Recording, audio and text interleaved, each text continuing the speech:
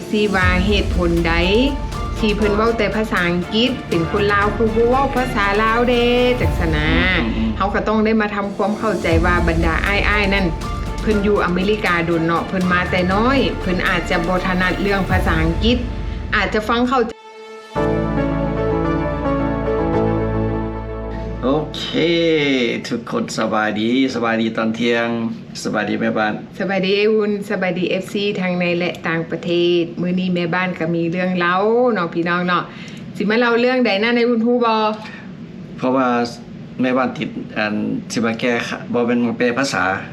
คลิปแล้วนี่แม่บ้านติดนี่เพราะว่าแม่บ้านเฝ้าไปการเฮาก็เลยบ่ได้แปลเป็นภาษาลาวให้บรรดา FC คนใดที่เพิ่นฟังภาษาอังกฤษบ่เข้าใจมื้อนี้แม่บ้านเฮาก็สิมาเล่าว่าบรรดาอ้ายๆนั่นเพิ่นมีประสบการณ์หยังได้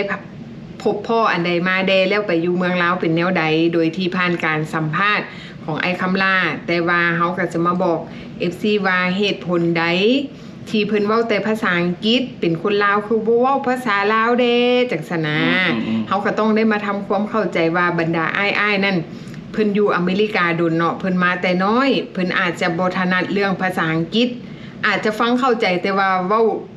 บ่เป็นเว้าเกะๆกะๆเนาะเว้าเกะๆกะๆอาจจะเว้าออกมาแล้วบ่ถูกเพราะฉะนั้นคนที่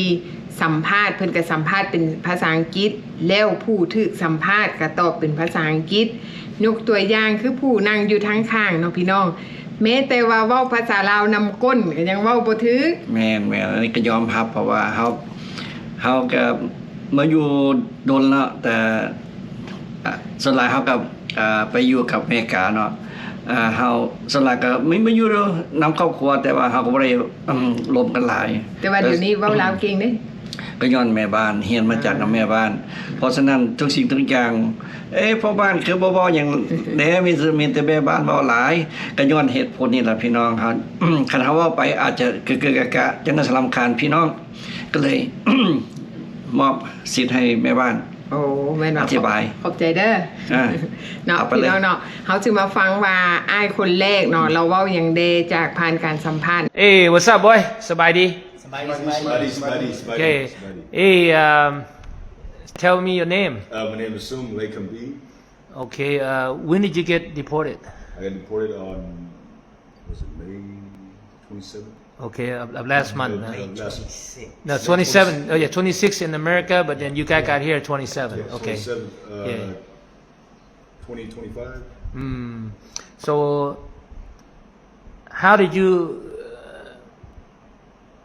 got into my program the confusion I had earlier My lawyer Tin Wing he has another lawyer a friend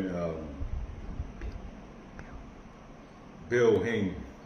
so he's the one that got me into the Laotian housing project Okay so far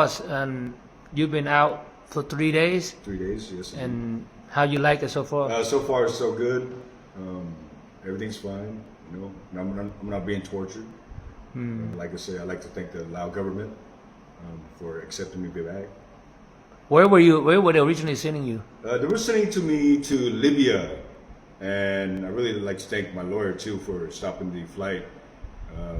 for some reason Where is Libya Libya is in North Africa you don't it's a broken down city I've never been there I was scared and they made us sign the paper and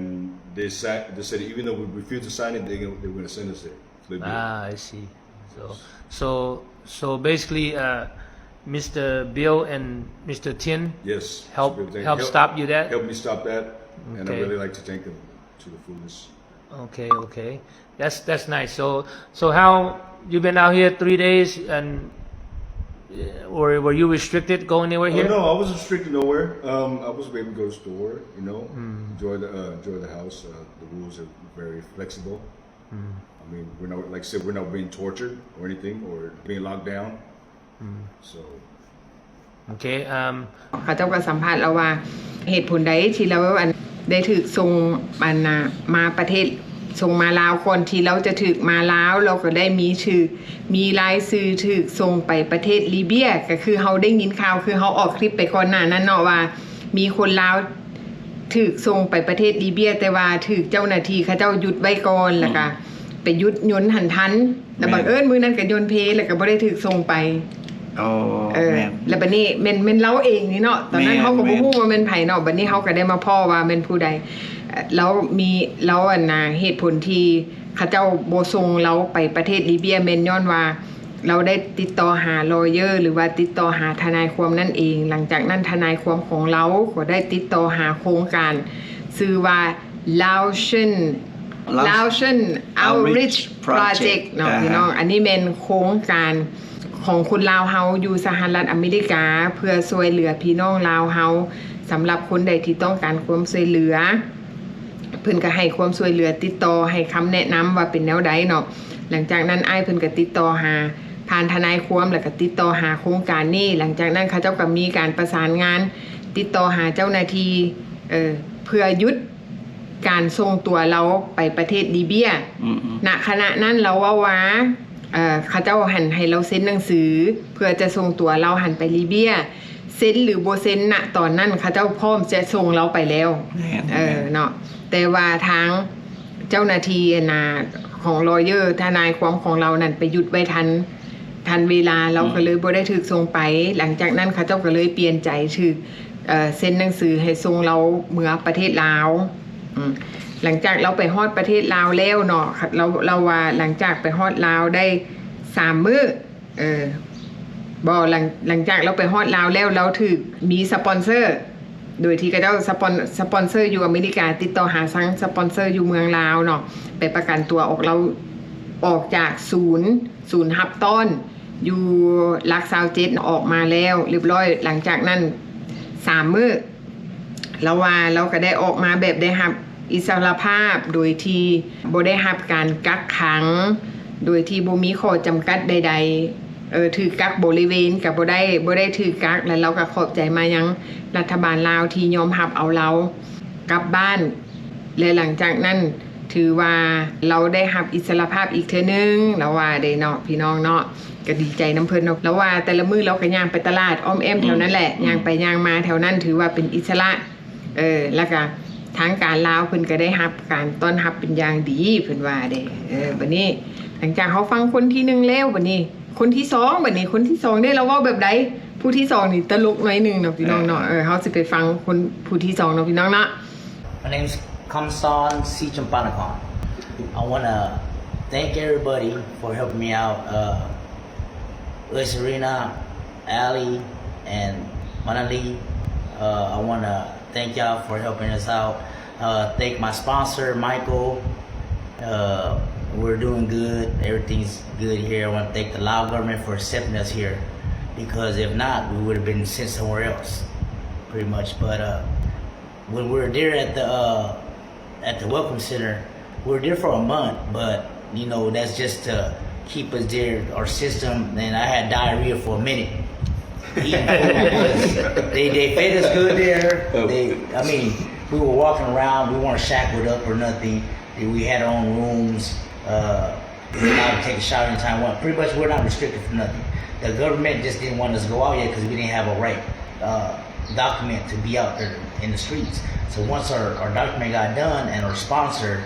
that came and sponsored us, which is Kamla, he came and sponsored us out. That's when they released us. And pretty much we got our IDs done and stuff like that. And right here at the house, you know, we're free to do whatever we want. Go out to the store, walk around. We walked around the other day to the market, you know, lost some weight because it's kind of hot.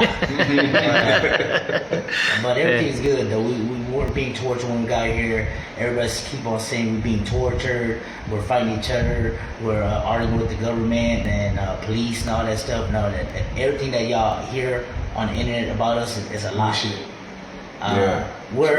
Basically we're only 4 of us here, but there's still some more people that's there that don't have sponsors. So if anybody could help sponsor them so they could actually get released from there and basically start a new life, you know, help Ikamla, you know, so that they could sponsor the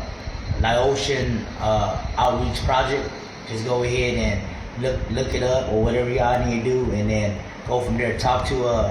Serena. She's pretty much like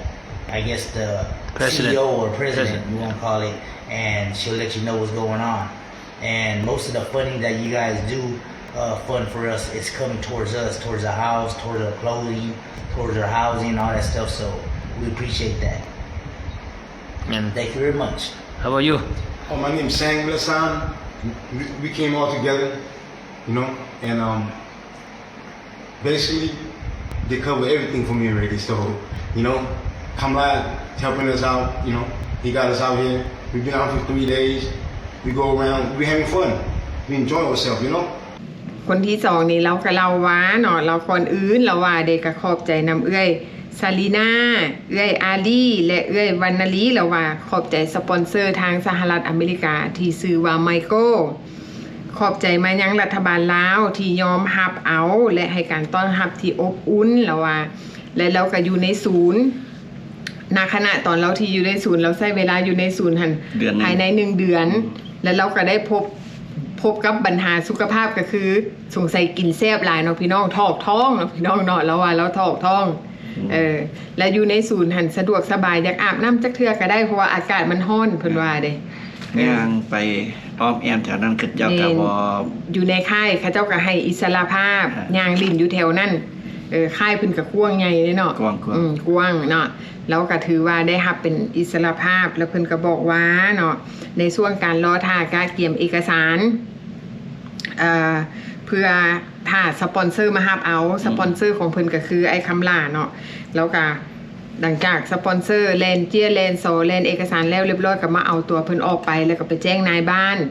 เพื่อไปเฮ็ดบัตรประจำตัว แล้วก็บอกว่าอยู่บ่มีคิดมีเถียงกันเด้ หลังจากไปเฮ็ดบัตรประจำตัวแล้วเรียบร้อยแล้วเพิ่นก็ฝากมาบอกว่าเนาะแล้วเราว่าอยู่คนที่ถูกประกันตัวออกไปเขาเจ้าบ่ได้มีการพิดเถียงกัน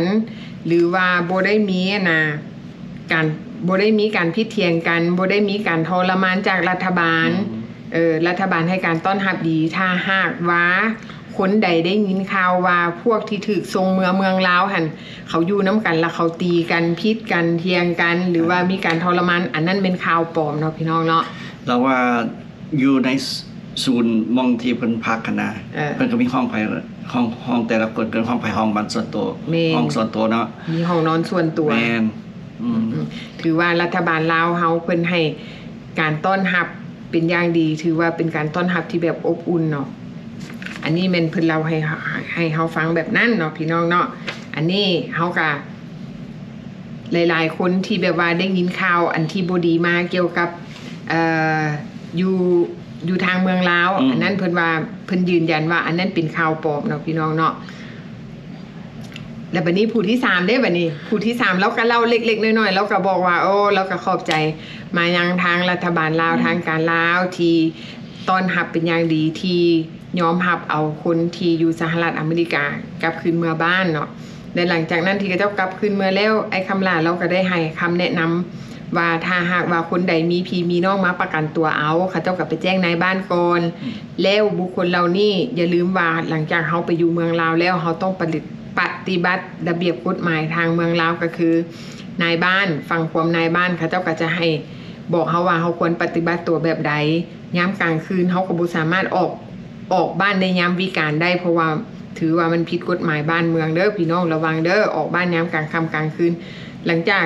11-12 โมงไปนี่เขาต้องได้อยู่ในสถานที่ที่แบบว่าในเคหสถานที่เขาอยู่นะเพื่อความปลอดภัยของเขาเองถ้าหากว่ามันเกิดเหตุการณ์ยังขึ้นมาเจ้าหน้าที่เอาเขาไปเขาบ่สามารถรู้ได้ว่าเพิ่นจะปฏิบัติระเบียบกฎหมายกับเขาแบบใดถ้าหากว่าเกิดยังขึ้นกับเขาเพราะว่าเขาบ่ได้เป็นคนลาว 100% อันนี้เขาเป็นคนลาวที่ถือว่าเป็นลาวแบบต่างด้าวถือเป็นคนต่างด้าวเป็นคนลาวสั้น2ซะเพราะว่าเขามาอยู่อเมริกาดนเด้เพราะว่าเฮาสิใช้แบบกฎแบบเฮาลึงอยู่อเมริกาแล้วหาสิไปใส่อยู่ประเทศลาวเฮาบ่ได้มันแตกต่างหลายเฮาต้องนับถือกฎระเบียบบ้านเมืองของเพิ่นเนาะวัฒนธรรมในการใช้ชีวิตอยู่อเมริกา